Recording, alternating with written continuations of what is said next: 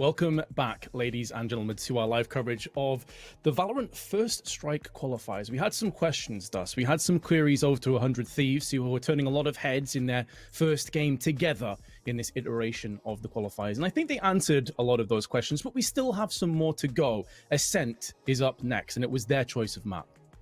Yeah, again, not a whole lot to go off of, as this is a brand new team, so don't really know, what their win rate is on something like an Ascent. Again, I don't know what their scrims have been going on, but obviously they must feel comfortable with it, as it is. It's going to be their first pick, so the first map that they want to play in a series, so that could tell you a little bit of something. Just kind of, again, curious to see what type of composition they're going to bring to the table. Seems like Hiko's picking up the Sova for this team, and this is obviously a map where Sova can definitely still get a ton of use, both on the attacking and defending side. This is a map that generally Asuna has played a ton of Phoenix on Ascent. Very high percent pick for him to play Phoenix. We obviously already saw him play Phoenix on Haven.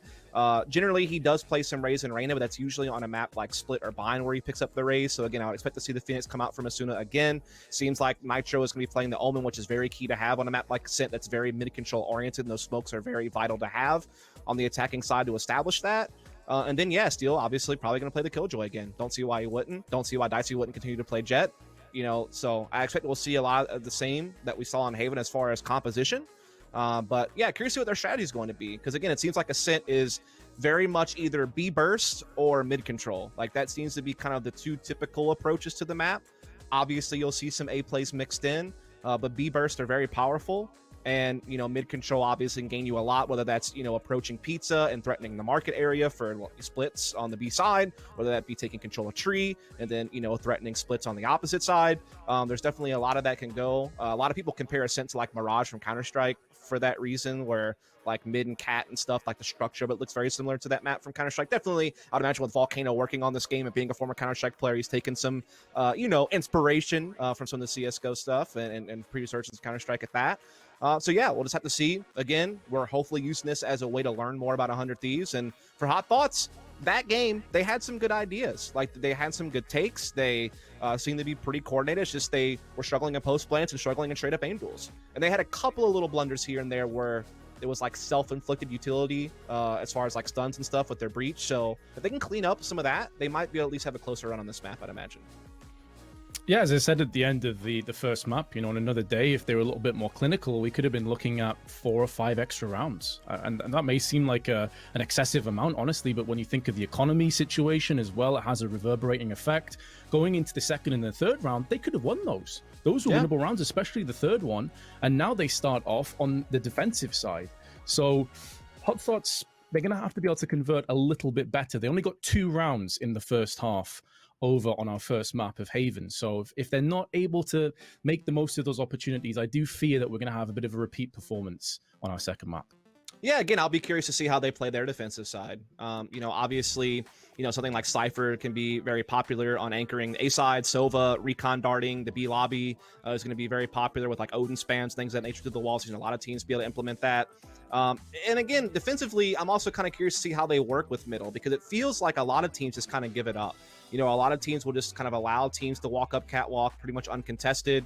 They won't really worry too much about it until market and pizza really actually are under threat. A lot of teams kind of just focus more on kind of B lobby aggression, maybe getting some intel and just denying, space over on like kind of the wine area of the A side of the map, and just kind of doubling up on tree and kind of defending it from that perspective. But I definitely think there are options to be aggressive defensively on this map, whether it's like smoking off B link and engaging top middle, or whether it's smoking off top middle and trying to pinch B through link and through lobby. I think there's some options, and I would be curious to see if Hot Thoughts have the temperament to go for that against a situation where that you're the underdog.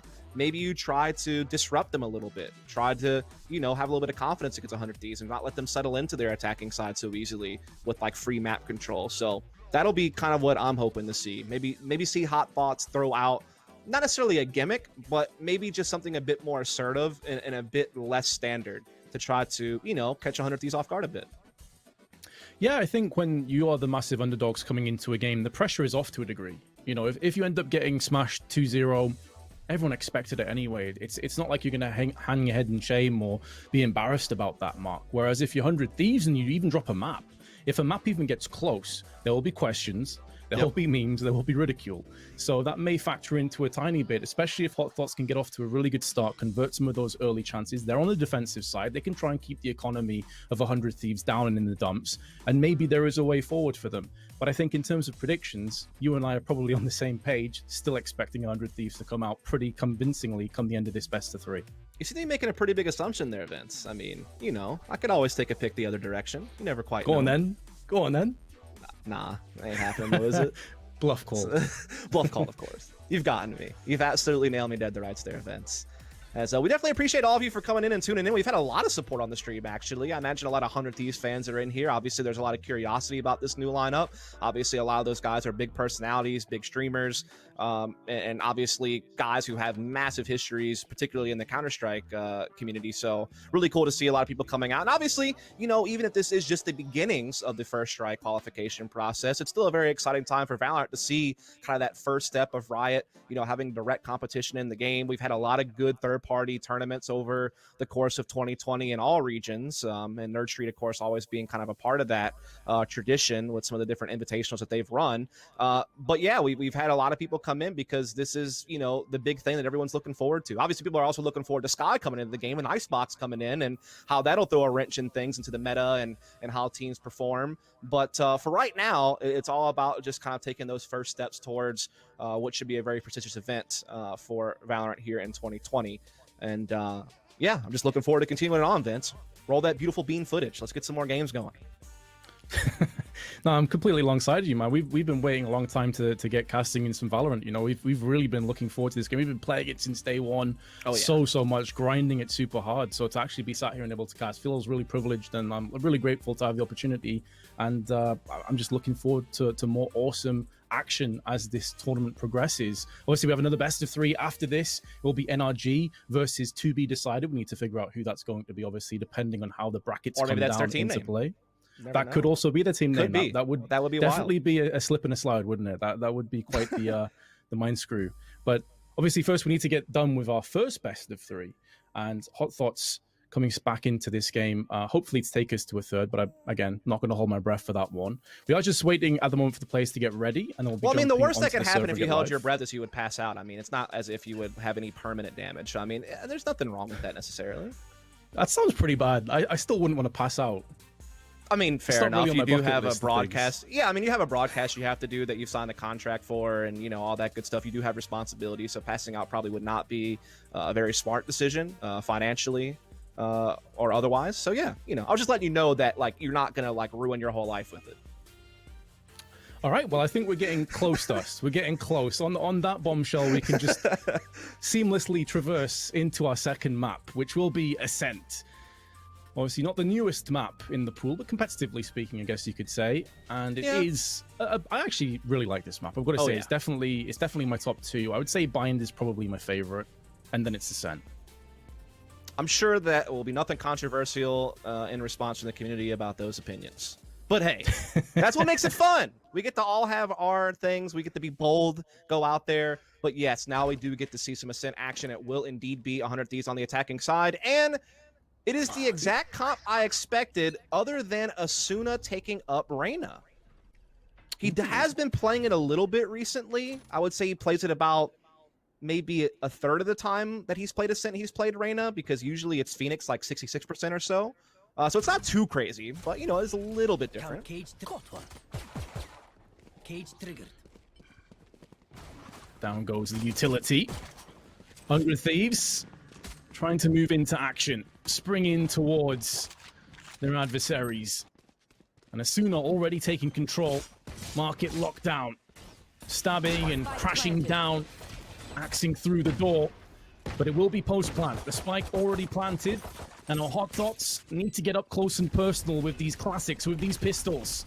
And make a real go at this. Now the utility really starts to drive in. Hot hands thrown down, trying to cordon off areas. The dark cover's also been put into play. Dicey up close, really. Ghost is just shredding through heads. And Hiko puts the final nail in the coffin. I thought that was going to be super chaotic with Hot Thoughts getting close, but that was absolutely wrong. Yeah, the door was well and truly slammed in their face, literally and figuratively, in that round, as they will go ahead and suffer a loss early here. Are going to see Steel setting up his turret outside of B to kind of cover their flank side. They might be focusing a little bit more on mid control this time around, but they will leave Reyna kind of in that direction. It'll be Asuna, of course, on that agent. It's going to be a triple B play here on the eco from THOTS, so we could see some aggression here. Could see something interesting. Trying to use Breach's fault line to try to get a little bit aggro here. The Reyna is going to be there. Turret is shut down, but again, Asuna is in position. We'll be able to handle this no problem. Get some assistance as well from Nitro. All the heals alongside 100 Thieves have Nitro coming in. Insta headshot onto KDS, and now only 2 remain. THOTS backs against the wall. The B site, again, is the one being aggressed on for the most part, but also do have Killjoy with Steel moving over onto A, just making sure this area of the map is completely clear. Leah tossed out from Asuna. Polar Bear hearing bullets whizzing past his head, and now spots Asuna, who comes in for it 3K. He was pretty slow to start with Phoenix in the first map, so it's good to see him posting up big numbers already. Yeah, again, Reyna's kind of been slowly coming into the meta. I mean, obviously, Scream made it very popular in the European scene. Tens was someone who adopted it pretty early on for Cloud9 in the NA region, but you're seeing more and more Reyna kind of come into the fold, and obviously a very powerful agent, especially if you can get rolling. If you can get frags, you can do so much with the invulnerability to gain information, kind of play one-and-done spots, but not for you because you're able to invulnerable your way out of it. So definitely, in combination with the Leers, can definitely really take a lot of space and be kind of a snowball-y type character once they get going. The quintessential pub stomp agent for sure, but I have to see if we can get rolling. As you said, that snowball though is certainly picking up pace, and THOTS into the round do have themselves some weapons. Phantom in the hands of Ozzo, and KDS also able to pick up the rifle for himself. Asuna, a lot of map control already moving in towards the B side again, taking middle control. This is something you talked about before, Dust. A lot of teams will give this entire angle up. And there's a bit more of a smoke being used here by THOTS rather, to kind of try to deny at least access to market area, at least for now, though. But that's a great shock dart. It's going to damage Polar Bear. It's going to put the pressure on him. He's calling for a rotation. Hiko and company continuing to keep that pressure on. Now a recon bolt comes in. They're trying to do a bit of a pinch on market here. Even Asuna coming into the lobby. He has been halted, at least, from that ramp position from KDS. But Nitro still does hold that forward positioning here. He's not quite the piece of just yet, but at least he does hold some territory, setting up a great paranoia that will be used to try to take control of this tree position, as a lot of his team is setting up outside this A side. There it comes. It won't quite hit the mark. Scoob with a nice little counter flash. Not quite going to land the mark, however, but he is buying a little bit more time for a rotation. He's getting some assistance now as well. Time running dry, 12 seconds. 100 Thieves need to get in. Asuna able to heal up from that low HP before, and then goes in for a second. They still get to get the plant down, but they're putting it in amongst the smokes. And Hiko goes in onto Tony. 2 kills came back in the blink of an eye. It all falls to Polar Bear on Breach. We'll be throwing in the fault line. Dewey's really nothing apart from alert the entirety of 100 Thieves to his presence, and they do pick up a third, but they used each and every second allocated to them in that round. It was methodical, though. I mean, they did a great job of pressuring that market and never really allowing THOTS to kind of know if it was going to be a B-split or not, so they couldn't really rotate. And that was a great little paranoia from Nitro to kind of help set up that take on that tree position. And while they were able to get a bit of a rotation in to defend against that kind of, short A attack, I guess you could say, Asuna, on that Reyna, able to just chain off a couple of kills and heals to really kind of clear the way. And so a pretty dominant round, though it was, like you said, a little bit pressure because of the clock. Still got the job done. And now we see some aggression on the share of eco here from the THOTS. They do get into a lobby, but they are just getting absolutely rinsed. As Steel picks up a couple there with the Vandal. One enemy remaining. Yeah, pretty brutal. Moving along to A main, but may not even be required because the entirety of THOTS have been dispatched with haste. They've been evaporated. Quick fire 4-0. What we expected, Dust, but sure, a little bit more one-sided than the start of our previous map over on Haven. Yeah, 3 guys yet to find a frag here on the THOTS. I'm kind of curious to see what they'll go for again. That Sova, Recon Bolts, wall spam combination can be used a bit towards B. Breach obviously has a lot of utility of flashes to set up aggressive type plays. Looks like he is setting up a fault line to perhaps go towards B Link and Omen there with the smoke. So they're setting up for a lot of mid aggression here, actually, Vince. This could be really dicey very early. A main again being pressured on. Tony at least gets the first kill, only a fifth as we move into round 5. But Dicey straight back using the smoke. The dark cover of Omen against him. Scoob already deciding, screw this, I'm just going to rush straight round the back and see if I can make something special happen with my teammate pushed up on the heaven area. They've already lost control over the site. That much has already been established. Now the spike gets planted. And Hot Thoughts in a position where they're all clumped together at the top of the site. Owl Drone will be spotting a couple of them. Steel waits, big headshot, but a great paranoia tossed in return. Shock dart on top of it will see Scoob off and keep the remainder of 100 Thoughts. Oh, pardon me, Hot Thoughts. That's a lot of thoughts, Vince. Maybe too many thoughts. Yeah. They need all 100 of them right now to take this side because they are being obliterated. And this Hiko with a 4K. Yeah, they could do with 100 Thoughts right about now. They're getting wrecked. I guess that's one way to look at it, Vince. I mean, I'm not sure what type of, evening you're trying to have, but I mean, to each their own, man. But 100 Thieves are having their way with the server. I can tell you that much. I like the idea from Hot Thoughts, like going for that mid aggression. We talked about that even before the game, that there are options for Omen to smoke off top, middle. You can use breach flashes and fault lines to pressure off of the catwalk and take duels at mid. The problem is they didn't really get that much from it. In fact, Dicey was able to play around the smoke and catch a kill on an aggressor B link, and that left A site vulnerable. In combination of the lockdown, 100 Thieves just really had their way with the site, and then a good use of, Omen's utility as well as the drones that really kind of stopped that A heaven retake in its tracks. And now Dicey here with the operator is going to pick up on that A aggression. Steel with the follow-up. So bodies are hitting the floor well and truly here from the Hot Thoughts. Now 100 Thieves moving into position. Drone out to try and find some info. There's a chance for a brief moment the Polar Bear could maybe thread the Sheriff one tap, but instead it will be a flawless clean sweep round. 100 Thieves mixing it up, simultaneously just taking the entire map and making it theirs.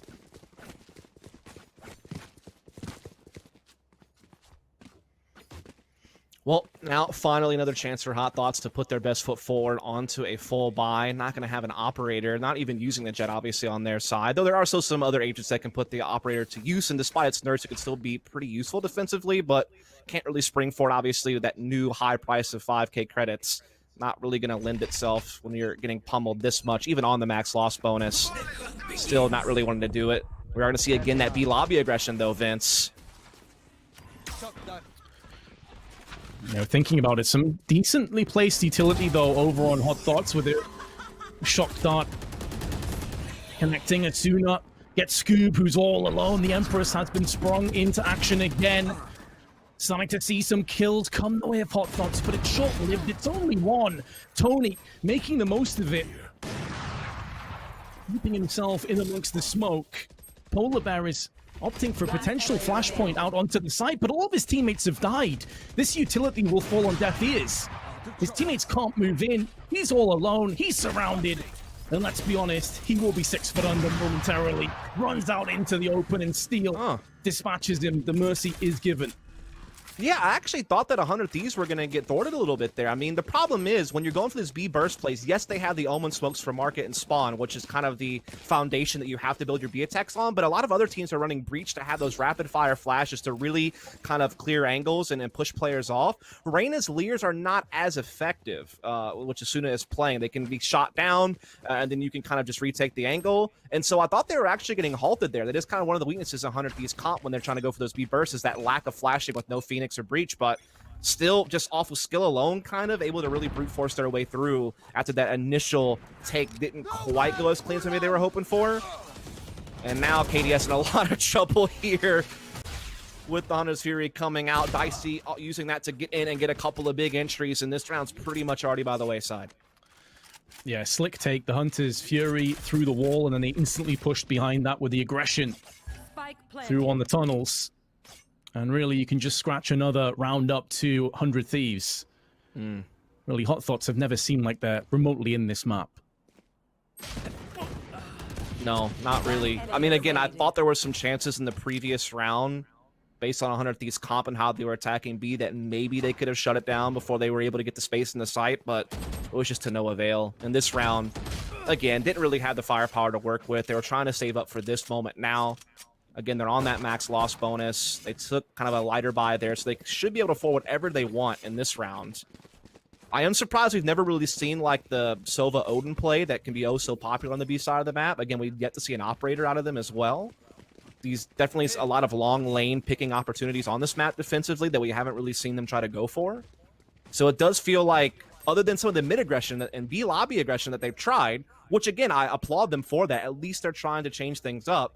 It just hasn't really been as effective as they were hoping. And so, like, if your aggro plays aren't working and your standard isn't working, you're kind of running out of options.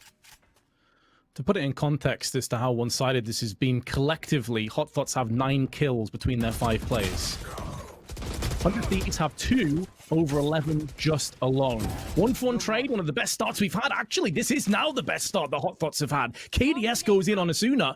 Some aggression behind a bit of utility has yielded the advantage, but they desperately need to start converting Dust. Yeah, A is wide open, though. They're basically playing for a retake on the side. Again, they were really challenging that B lobby area with heavy numbers, which has left this side a little bit easier. The drone comes in to clear the tripwire, allows Dicey to come in there with the dash, clearing out the site and putting that spike down. But they will have a man advantage on this retake, and the Hunter's Fury does stall out the plant and tag the player. It stalls it out, but there's still 50 seconds to go. It has allowed the rest of Hot Thoughts, though, to position themselves up on the Heaven area. Ozo taking point as Polar Bear comes in. Flashpoint out, doesn't affect anybody. But it's not a post plant. Although, Steel and Hiko have survived. With 33 seconds, they still need to come back onto the site, hopping off the spy cam. Steel with the first, a 2v4 falls upon them. Vision being impaired as they look to disintegrate the defenders over on A. 20 seconds, and this is where the lack of flashes and the lack of utility will sting. I'm not sure 100 Thieves can get this one done.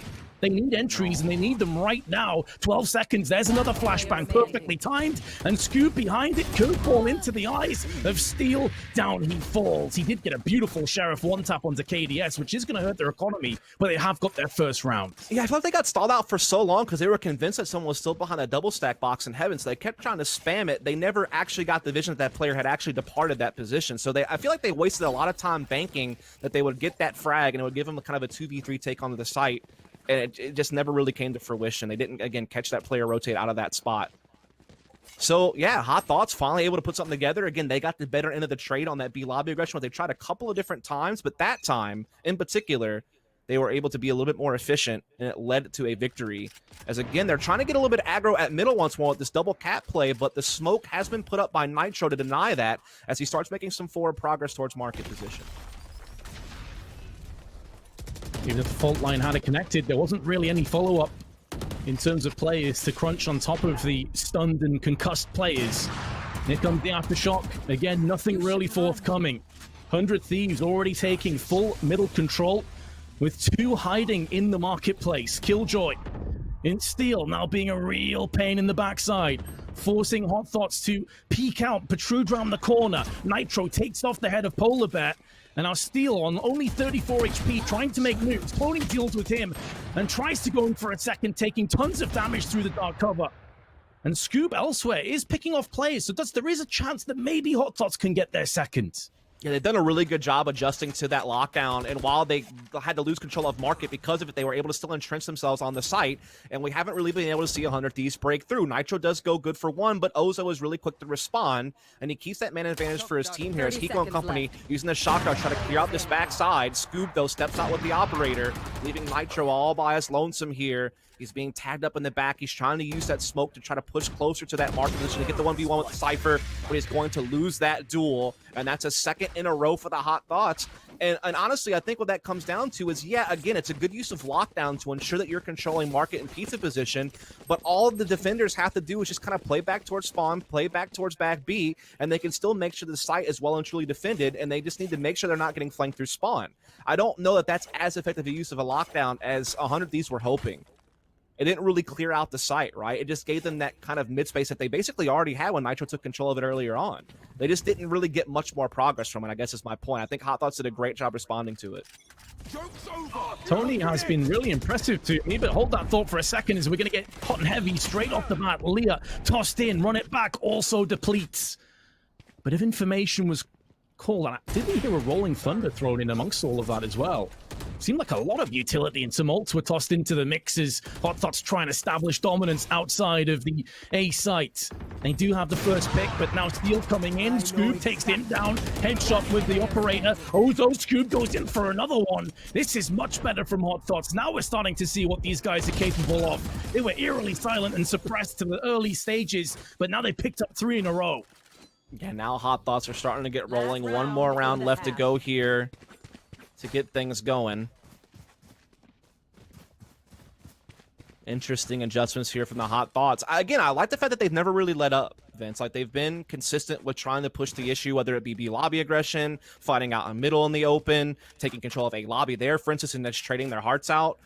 They're starting to show you some good stuff. Scoop and Tony, who were, you know, pretty solid fraggers in the first map, have been able to continue that forward here onto Ascent. As we get to the final round, these are looking to do something heavy-handed at A right off of the rip. 1-for-1 trade right off the bat, but it is Tony who feels like the main man on THOTS that has fallen alongside Steel. Now Asuna tries to pick up the mantle, going through on the catwalk area towards A again. We saw most of those early rounds mainly designated on B, but it seems that 100 Thieves have decided A is the site that they should be painting that bullseye on. And Sova knows it now. Like, the enemy THOTS player is already droned outside B. He's able to call for his teammates to just go ahead and entrench themselves with their 3 players on A, and even Sova's now cheating through spawn. So they're going to be in great positions to deal with this attack, Vince. And that paranoia did not hit the mark. Polar Bear is still safe on Heaven. Curveball being lined up, tossed in from Phoenix. They look for the retake, but Dicey and Nitro are there to greet them with their Vandal and Phantom. But now Polar Bear, he's had a bit of a slow start in this best of 3, but he's stepping up from the ruins of potentially a 2-0 loss. Shock Dart out. Nitro still standing with full HP, catching KDS out in the open. A one-on-one falls upon him. Flashpoint is good, masking the footsteps, but Nitro still holds his ground. He's no stranger to pressure, no stranger to clutches, and he comes out ahead one more time. Yeah, and that just shows you the skill disparity there, I think, and the experience disparity playing competitive FPS. I think that THOTS did everything right. They used Sova's drone to essentially clear out B side, allow them to get the early rotation. Polar Bear was in for a couple of good ones there, and they just couldn't win that against Nitro. They had a 2v1 there. They were retaking together properly. They had Breach's flashes still in their possession, and they just could not find a way to force Nitro into an actual 2v1. He was able to pick his duels there, and he won out in the end, and that's going to give it a 9-3 half to the 100 Thieves as we kind of take a look here at our Go Puff replays to kind of show you some of the highlights of that half. Shout out to them sponsoring the event. Talk a little bit about more of them later as we get into our pistol of the second half to see if 100 Thieves can go ahead and quickly put this series to a close. Oh, Scoop, that's a big headshot partially through the wall onto Nitro. It springs 100 Thieves out into action, but it's only Scoop coming up with another 2. He's picked up a 3K, putting himself in the shop window and saying, look, well, this is what I can do. This has been a phenomenal pistol round from Scoop, who goes flawless. He picks up a 4K, 100 Thieves on the back foot.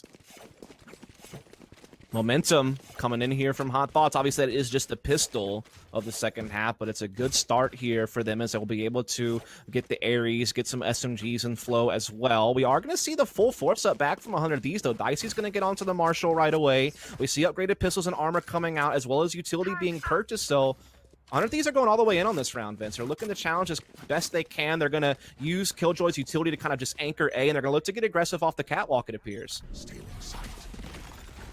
They tried to get aggressive last round, didn't work out for them. Faultline followed in from a curveball, and now Scoop comes in with the first kill again. He's not slowing down anytime soon, but now he's been derailed by Hiko. Shock Dart out, tagging Polar Bear. Changes up his angles. Post plant falls into position as the spike goes down. And with 100 Thieves fully investing in this, being in a 3v4, I wonder if they do fully try to go in for this round, or if they keep their options available into the next. They have a vast lead. They don't need to rush into anything. They don't need to give these guns away. No, I think that you just kind of roll this over into the next round and try it again, right? I mean, you basically just, you know, take your L here, maintain that Marshall, maintain some of the upgraded pistols, and just try to pose a threat in the next round. So they will have to concede this. The force didn't quite pay off. Again, that shows you the power of having the Phoenix flashes on those B burst type plays. Obviously, it was, you know, low firepower for 100 Thieves to defend with, but It can be so effective, but look at Nitro making this round expensive here. Gets all of them based off the spike explosion and his 2 share frags. That's a lot of rebuying THOTS have to do. And man, that is a little bit devastating considering how clean they won the round to have that happen at the end. Bruh. It's going to cost them everything. Yeah, they have to go fully all in. No. You do hate to see it. You really do. Unless you're a 100 Thieves fans. You love that then. Maybe pick up 2 stingers. Look at what it causes. It causes 100 Thieves to just say, we're going in.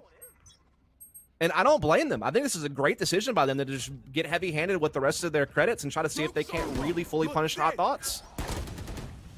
Run it back alongside the flashpoint. Curveball also tossed in. Plenty of utility disposed just to deal with Azuna's position, but they've done that in style. And again, keep in mind that 100 Thieves, they went all in on this round. They decided to pull the trigger. And now they may be pulling the plug on the life support machine that is their economy. They have to get out of here. Steel is up close. He's at least putting down some pressure and some damage. And with the frag onto Scoop, maybe they still come back in yet. A 3v4, all 3 of them are healthy. Meanwhile, Omen is feeling worse for wear. Ozo, at the back of the site, is anticipating that some nefarious means may be afoot, but Polar Bear holding it off. With a good fault line put into place, and it isolates both Hiko from the rest of his team, and he gets picked off. So the force buy, the aggression, does not work out for 100 Thieves. Yeah, it's really just coming down to how well they're able to get Scoop into this B site and the duels he's taking against Asuna. Asuna's trying to counter with Leers and buy time for his teammates to set their flanks and rotations in, but the site takes themselves have just been a little bit too clean for 100 Thieves to truly handle. And now, as that did not work out with the heavy-handed buy of the Bulldogs trying to punish the economy of THOTS, they have to take a step back here with just the Sheriffs. So while those guns can be very potent, it really opens the door for THOTS to start really and truly closing the gap on the scoreboard and actually making this game very interesting. They're doing a really good job on their offense right now. Again, they're showing you to strength those B-burst plays with those Phoenix flashes, as well as the breach flashes. They have so much flash potential, Vince. It's going to be really hard for 100T to handle the actual executes as long as THOTS are coordinating with how they use those flashes. Especially as one of the main key aspects that we were talking about, which was individual skill and ability. It seems like THOTS have woken up and they have some real quick shooters on their team like Scoob. Playing with the Phoenix, just getting straight in the face. He got 4 in the pistol, but he's not slowed down. And as I speak of the man, he delivers again. He will get spotted by the drone, but it's too little too late as Azuna gets pummeled alongside Nitro. A successful 8 sight hit is incoming. Post plants, the spike goes down. Now, they haven't fully invested. They have Sheriffs. There's worthwhile for 100 Thieves to try and see what they can get done and maybe be a bit cheeky in the process, but it's looking very good for a 9-7 scoreline. Oh, yeah. THOTS should be closing this one out. No problem. The 5-on-2 against these 2 Sheriffs. Again, just really looking for exit frags. Hiko putting a recon ball there, trying to see if he can get some information. Does spot a couple, trying to throw some spam down. Again, trying to make this round expensive at the very least. Icy able to collect 1 soul there with his Sheriff, and Hiko gonna join him in that count. Well, it's still 3 standing and time ticked away so much. Again, the best he can do is make this round expensive, and only gonna be the 2 rebuys coming out this time. So THOTS are starting to find a bit of pace here, Vince. They're starting to get their grounding on this attacking side. They've shown that they have very capable set pieces. They're making good use of the Breach Phoenix Flash combination. They have Tony for the smokes. They have good intel gathering capabilities with KDS and Ozo on the Sova and Cypher. This is kind of your perennial Ascent composition. This is kind of the more standard play. And you can see why it is that way. You can gain so much with this composition as far as map control and information. And they're making good use of it. Which is maybe partially one of the reasons why when this kind of pick came into play and you saw that Asuna dropped the Phoenix for the Reyna, you were a little bit shocked. I mean, it's a character he can definitely play. It's an agent that he's certainly proficient with, but you do lack some of that utility. He has picked off the first kill, though. I'll hold the phones on that discussion for a few moments, and THOTS on the back foot. Already making ground, though, just walking out onto B. Yeah, I mean, they left it wide open. It is just Steel playing here by himself. Essentially, they were going for something aggressive on the A lobby side, and they did get the information that no one's there, so now they're pivoting back. But there was this little timing window that THOTS could maybe abuse, as they already are making headway through the sidewalk position. Steel, though, making great use of the Nano Swarm there, slowing down this attack, buying his time for his teammates to get into better position here. Now they're starting to fight back with Steel and company. Hiko, though, gets caught by Ozo, who pushes aggressively towards spawn. Steel just trapped in the site now in this 2-on-2. Oh, that double kill is massive for Ozo. That could have crippled 100 Thieves, but instead it's Steel on the site with the Phantom. Double kill and a triple on top of it. 10-7. They have put a brief halt to that 4-round unbeaten streak. It was all the way of Hot Thoughts. Not a single round was picked up on the second half up until that moment.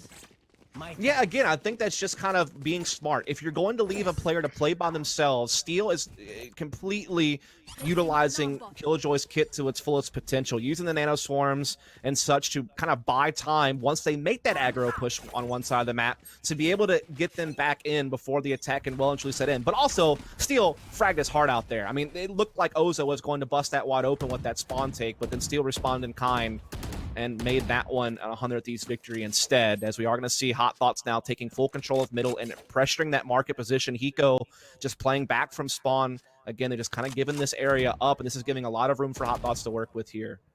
They're also pressuring Tree as well with their Omen. One of the slower rounds that we've seen to date, though, Dust, it has been frenetic and chaotic for the bulk of our regulation, and here comes the Owl drone to have a quick look. Spots Phoenix round the corner. Information has been attained. What do 100 Thieves do with it, though? Tony hiding in the dark cover. Seeing if he can maybe get the first pick, but it's going to be Scoob again. Instantly traded back from Steel's perspective. Wall is put down allowing Scoob to just change up his angle to the other side instead. Try and catch off guard. And now the split's well and truly on. Deployed. Yep, the split is looking good. They're rushing onto the site. Last bastion of hope is Dicey. Had a phenomenal first map. Can he go huge here? 30 seconds to go. Dicey waiting patiently for the play to come in, but Ozo takes his head clean off. Eco now with the Hunter's Fury is putting it down range, but hasn't really done too much. Nitro doing damage in the meanwhile with the Phantom, though, brings it back to a 3-on-3, but Hiko is so low on HP. Indeed, he is. Nitro trying to approach here from market side, trying to choose his angles here. There's one player just below him. He now knows that the spam didn't quite work out. He catches Ozo pushing and knows where another is. This could really be harmful now for the Hot Thoughts, who now are going to see their last player isolated alone in the site. KDS goes down. Pardon me, it wasn't Hiko that was low, it was KDS. Only 6 HP to his name. He gets picked off. A successful defuse of the spike comes in. And 100 Thieves take a 4-round lead, just too shy of progressing to the next stage of the qualifiers. Yeah, Nitro just kind of blew up that bait and switch play with patience. He was able to take a quick step out. He got them to bite, saw that the gunfire was coming from that lower corner, and then just waited to see if someone was going to peek off of it at Sidewalk, and he was absolutely correct and gets both those frags. That's just kind of the savvy of Nitro, right? A guy who's very experienced in those types of situations, coming over from Counter-Strike. You know, just being able to pick his battles, and that is a big win. As 100 Thieves have now taken a couple in a row. They're finally putting a stop to some of Hot Thoughts' momentum, who are looking to get out in mid. Like, they had their Cypher, you know, kind of controlling B lobby. They do have one outside A, but they're really focusing on middle. In the meantime, though, we've seen Asuna be able to control wine position at long A, which frees up his teammates to put that pressure on Catwalk with multiple numbers. All clumped up in middle are Hot Thoughts, now looking to try and pressure and pivot in towards Market and Pizza. And they've got there so far, but this is really only half the battle, only half the struggle. Yeah, doing a good job pushing Steel off with that flash. Again, the problem is because they allowed Asuna to get control of Wine, this really freed up everyone else to rotate where they need to be to handle this type of mid-pressure. Now Dice is even on the complete flank through Market. That's a good rolling thunder, but Nitro able to kind of teleport his way out of it for the most part. Now the lockdown's in play. Oh, the lockdown, certainly. Steel slamming the door in the face of all of Hot Thoughts, gets the sledgehammer out and batters them. Blunt force trauma, triple spray. And now 5 match points come into play for 100 Thieves. Well orchestrated there from 100 Thieves. Not only did they get the information with the A aggression, but they used the lockdown to force Hot Thoughts' hand. They made them have to push there and then on B, and they already had the rotation in place to handle it. Steel lines up to spray down for a nice multi-frag round. And 100 Thieves have well and truly regathered themselves here. There was a good little run there from Hot Thoughts, you know, getting those 3 rounds towards the end of the first half, opening up strong here in the second. But now 100 Thieves are back in control. So we are going to see, you know, a pretty A-heavy attack to kick things off here from the Hot Thoughts. They do get Orb. They're setting up to try to take in this direction. Cover going out. could be the final play of our best of three. Steel, dark cupboards into the corner. This position will be safe, but it also does give up a lot of real estate elsewhere. Main being aggressed on. Hunter's Fury doing damage, finishing off Nitro. That's a huge scalp to take, and now they can start to spin and pivot out into the side, spilling into the face of all the 100 Thieves. But Steel's position, which had gone unchecked, now comes back to sting against Scoob. He is changing up his angles. He's trying to get up close. He's trying to spray more down, but the Spectral will be his demise. KDS sprays in with the Phantom. Eco has the right idea, just the wrong position. And he is now the last man standing. Gets hit by the shock dart. And we spray down. It'll be the way of 100 Thieves. They take it 13-7, and they move through into the next portion of the qualifiers. Yeah, no surprise to see 100 Thieves take the series 2-0, considering the seeding and considering some of the name value that is on this 100 Thieves roster. A lot of people were excited to see them come out and play. And in their debut, they've done what they were required to. They came in, they 2-0'd the series. They didn't really have too much trouble doing it. Yeah, sure, there was a bit of a resurgence from, the hot thoughts there on Ascent. They had a little bit of a run where they were keeping the score close. But once it came down to the race to make adjustments, you could see that 100 Thieves were the more seasoned team, and to be able to handle that, to be able to think of, what do we need to do to put a stop to this? I think they did a great job gaining information and getting aggressive on one side of the map to set up, rotations for later on in the half. They were clean on their retakes throughout the entire series, really. And they were just the more skilled team, but they had better fragging power man for man. That is sometimes what it comes down to. You can be, well drilled on strategy, but at the end of the day, you got to be able to shoot the other people in the head. And if you can't do that, then you're going to, might have the right ideas, but you can't execute them. And I think that is obviously another big factor. Right, especially when there was a lot of situations where it came down to those one-on-one duels. You had Scoob and Tony really posting up some impressive rounds. Like that 4K in the pistol was pretty phenomenal. Speaking of which, I believe we do have our replay just around the corner for the entire series. There were some really big plays. We had knives, we had 4Ks, and of course, this replay is brought to you by GoPuff, the official delivery partner of Nerd Street Gamers. Use the promo code NerdStreet when you sign up to GoPuff, and you'll get $4 off your first 4 orders. GoPuff, ordered in seconds, delivered in minutes.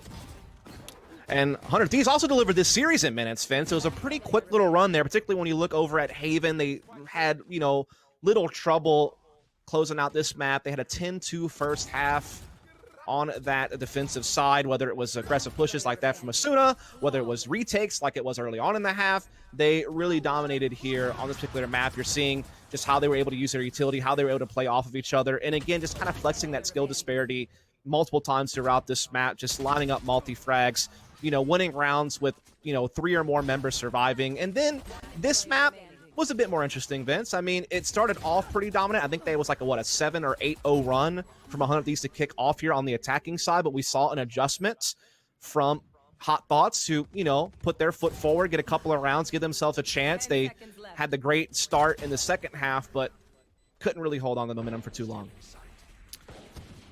Yeah, we did see moments, we mentioned it as well in the first map, that there were moments from Hot Thoughts.